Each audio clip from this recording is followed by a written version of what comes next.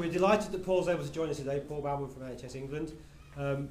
Unfortunately, Paul has to leave fairly soon, but we thought while he was here, we'd have a very short discussion with Paul and take some questions from you if you have questions. So, Paul, it's been very clear, this is the 6th workshop we've done. At all 6, it's been very clear that everyone's very grateful for the support that there is from the top for this initiative. So can you perhaps just explain a little bit about why you think it's so important and why you're involved with the work we're doing? That's two really good questions, and there are 2 different answers. So to answer the second first, I've spent 30 years doing this sort of stuff. It really matters to me. So the transformation of what finance can do in different organisations, the revelation of what finance people can do, how they can actually influence the way in which organisations make decisions, how they can really get the maximum possible value out of all the resources we've got available, is something which in any context is important. So some of you might know I've only had 7 years in the NHS. Before that I worked for Unilever, and the last job I had at Unilever was by far the most rewarding that I had, which was transforming the finance function of Unilever across its interesting product ranges and geographies. And I've seen the power of a strategically focused finance function to really get in under the skin of the decision making of an organisation like that. So for me, it gives me an enormous buzz to get involved with things which are about liberating the power of finance to influence those decisions. But that's a bit, you could say, well, that's relevant to wherever you are, whenever you are, whatever you're doing. And indeed, my first involvement with the public sector was when I was asked to go along to the Treasury to talk about finance transformation. In fact, Satiris was in the room, wherever you are, Satiris, and he was the first person in the NHS I met, I think on this front. So that was the start of the public sector journey towards, not my talk, I mean, but the process that was involved in the start of the transformation. What really makes it important now, though, is that if you think of all the challenges that we've got in the NHS over the next 4, 5, 7, 10 years, the time when this was a kind of vaguely academic thing that we might want to do because it's always nice to be able to do finance better than we can already is well over. We're facing some really, really stark choices over the next few months and years. We're facing a service which could, if we don't really pull it together, disintegrate, fragment, and make decisions in a kind of suboptimal way. And we're facing real resource shortage. And frankly, it's always the best time to be a finance person in an organisation when the money starts running out, because frankly, the opportunities then to add value are greater than if you've got lots and lots of money, and it matters less which choices you make. So fundamentally for me, this whole thrust of future-focused finance is about taking the 100 billion plus that we invest in the NHS and applying real financial muscle to make sure that the best value is derived from that money. And someone said as we were going around the room, well, we all know what value means in the NHS. It's kind of all straightforward. I can't remember exactly what the context was. I think we've got some real work to do together, actually, to work out how we can express value in the context of the NHS. It's easy if you're in a private sector company. Value's easy. You've got clear shareholder value to deliver, etc. For the NHS, it's very different, and it's much more focused around things that add value for patients. And I think we've got quite a long way to go in this part of the programme in particular, the value part of it, to make that clear. Okay, thank you. Can you also maybe explain why you think this will be different from previous initiatives we've had around developing the finance function? I know you weren't in the service at the time, but why will this be different? What will make a difference? So I can't make comparisons, as you say, I wasn't here at the time. I think we've had, in the time that I've been around the NHS, we've had good FSD type activities of varying types around the country, but I'm not sure that it's had a transformational programme behind it, where we've really got the ambition to change the whole nature of what it is that finance does. I've certainly not felt the influence of that as it were in daily life. So I think this is a big opportunity to take the big ambitions behind the transformation that we're talking about, to harness the call to action that we're all engaged in one form or other, and to make this really relevant to the business that we serve. And I think the other thing is we've got 6 national leaders who've all spotted that this is something which is really, really important to do, who've all spotted that if we're not careful, we're not going to be developing the full potential of our people as much as we could. And we've decided together to make this happen. And again, that's certainly in my experience only of 7 years, a bit of a first, that we've got 6 of us who are enthusiastic to a man. I'm afraid at the moment it is to a man amongst the 6 of us. That's another thing we need to sort out. But the 6 of us are deeply, deeply committed to making a success of this.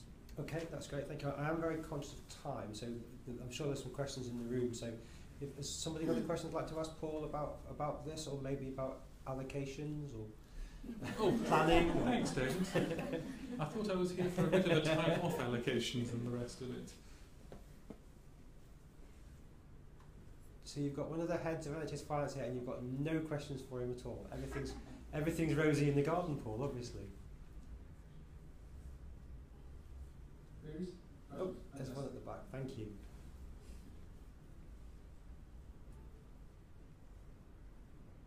So my question would be, how ambitious can we be? Are we constrained by the rules within which we're currently required to work? So this is very relevant to the topic that some of you are tackling at the other end of the table, isn't it? At the other end of the room.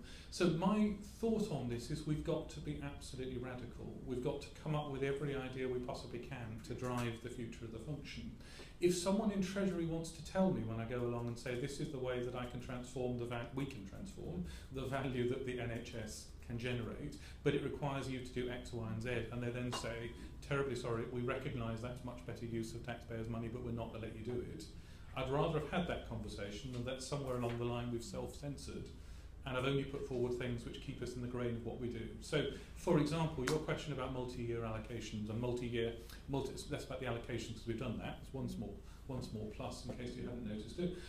But the multi-year nature of planning, so being able to plan things over multi-years, being able to run multi-year budgets, as it were, isn't something we can currently do, but it's something which, if I felt we had a credible strategy and set of capabilities to underpin it, I would be absolutely beating at the Treasury's door to say, look, we would like to be the proof that you don't have to be rigid about one-year budgets, and there are parts of the country who've already gone that way to multi-year budgets, to multi-year planning. And I think I would love the NHS in England to be another part of the organisation which does that. But there's a real issue of credibility before I can do that, which is that I've got to be able to say, what are the benefits that are going to flow from doing that? What are we going to be able to do that we can't currently do? How are we going to guarantee it's not going to be a free-for-all where this year is a year of investment and so is next year and so is the year after that and the year of return never comes? And that's all about, and that's why I think the opportunity for finance is as big as it is, it's all about the disciplines that we can bring to predicting where things are heading to over the coming years. But as radical as we can make it. Okay, so another question in the room? We've got time for one or two more.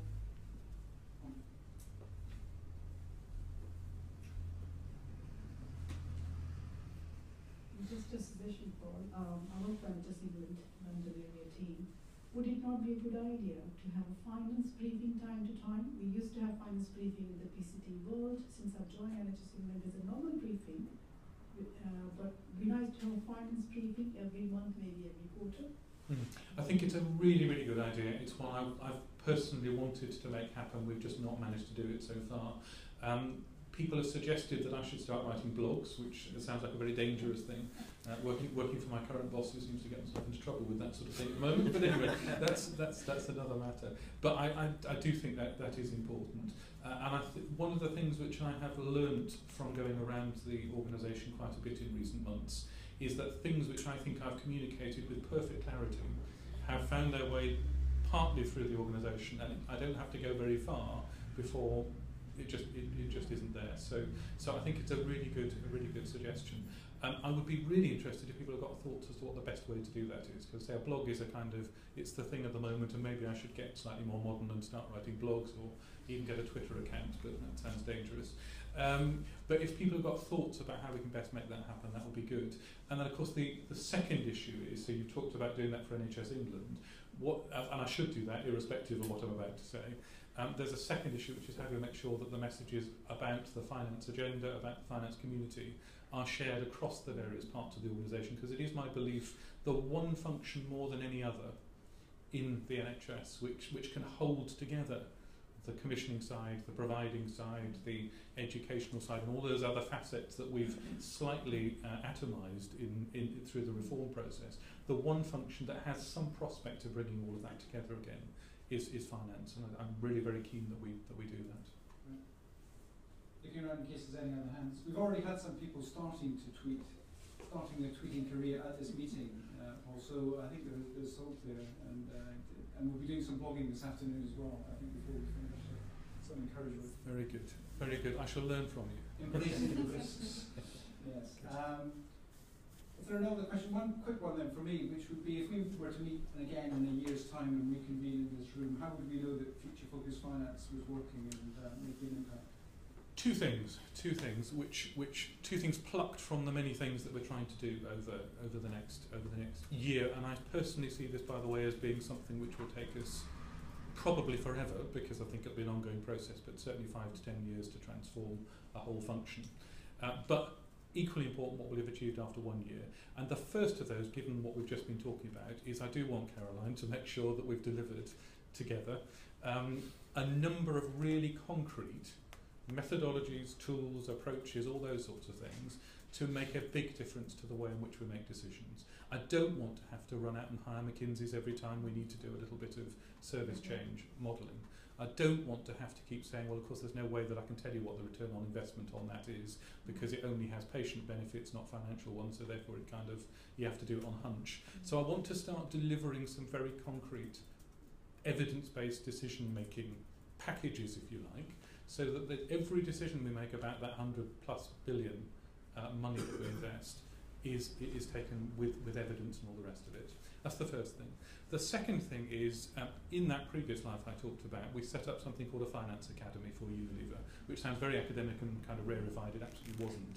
It was the vehicle through which we did the development of the best practice. We helped people to implement the best practice, the vehicle through which we communicated to the finance community at large, and also the vehicle through which we did the development of the finance community, and indeed, as someone said around the room, I think, the development of non-financial people in the value-based thinking that we're trying to do. So my personal belief is that we will need something of that sort. We probably won't call it a finance academy. I hope someone's talked to you about the Health Business Foundation, I think is the latest set of words that we've got. I have my own better version of that, but it didn't get through the shortlisting. Partly because it had the acronym FILCH, which was probably not a particularly good not a particularly good one. But anyway, so that the Health Business Foundation is the other thing, which by the end of the year I'd want to be visible to all of the finance community, whether they're people who are actively engaged, as you all are, in the kind of the developmental agenda and wanting to be engaged with how we transform it, or whether it's people doing a job day in, day out, but wanting to get access to all of those things for themselves and their teams. So those are the two things I'd say after a year. There's many other things on the list, but those are the two that will make a real difference.